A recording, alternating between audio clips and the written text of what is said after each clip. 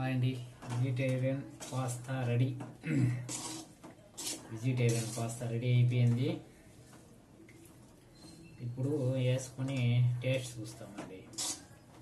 మీ ఇంట్లో లేడీసే కాదండి, జెంట్స్ కూడా చేసుకోవచ్చు. జెంట్స్ కూడా చేసుకొని తినేసి ఎలా ఉందని కామెంట్స్ చేయండి. సూపర్గా ఉంటుంది వెజిటేరియన్ పాస్తా. మనం కూడా టేస్ట్ చేద్దాము.